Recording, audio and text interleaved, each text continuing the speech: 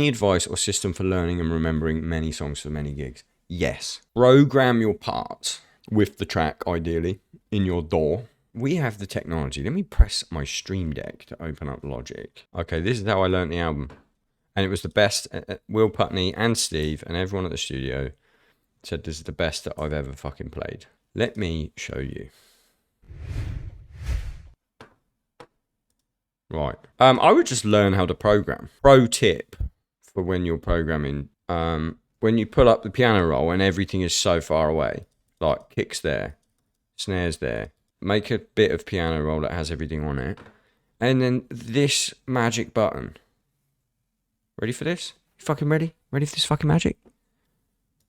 Oh, it's got rid of everything I don't need. Now every line is a fucking drum. And it looks like sight reading. Boom, boom, ba, boom. Where's me hi-hats? Here we go. Do that. That looks like sight reading. I don't know if it works for other doors. Okay, anyway, so where were we? So now this looks way nicer. What I did, and what I will now do forevermore, because obviously I programmed these, so I can play all these parts. Some of them will be harder than others, but I can play them all. But they were written before I could, about half and half written before I could play them. Songs like this were programmed and then learned. Other songs, Guillotine and stuff like that, were programmed. The beats were made and then I programmed them. But the other magic fucking tip, let me get some fucking guitars on this. Let's get that. We can assume that's relatively hard for most people on Earth to play that. But it ain't if you go to this little minus button and then go, let's go minus something as crazy as this, maybe minus 30. Now that's going to play, all playback is going to be 30% slower.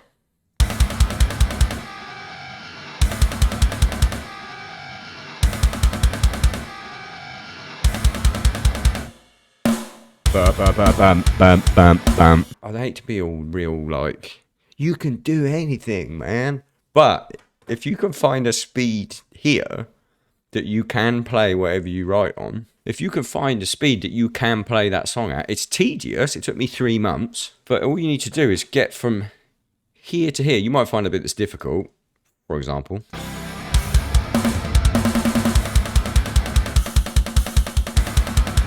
That sounds like decapitated. But that makes it like 170. Right, but you can sit and you can just loop that section to get used to it. But then, you know, all I would do is get from the start of the song to the end of the song, basically reading my at a slow enough speed that all of this information is going in. I have my TV set up and I'm playing along with it so slow that I can just continue to watch the screen like karaoke, like rock band karaoke, get to the end of the song, take a little minute, let everything settle in, and then I'd go minus 25% until I could get from that right the way to the end. And there'd be some tempos or percentages that I get stuck on. And if I get stuck at a percentage, I'd leave it. I'd come back the next day and then I'd start on that percentage. And then eventually I got to 100%. And yet the accuracy, I can fuck this off now.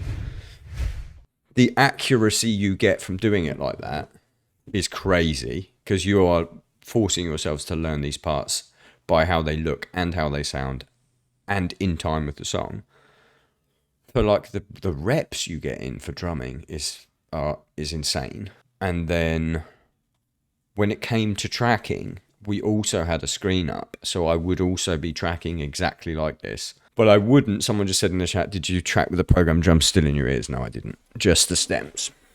So even when I was practicing, I wouldn't have the program drums in my ears. But I would be reading them, but they would be muted. It takes a little bit of time, especially if it's a song you already know. Yeah. But that's the other thing. If it's like learning songs for another band, which is, I did this, but without the slowdown part, because I didn't know about that till more recently. I did this with Stray when I joined Stray fucking 10 years ago.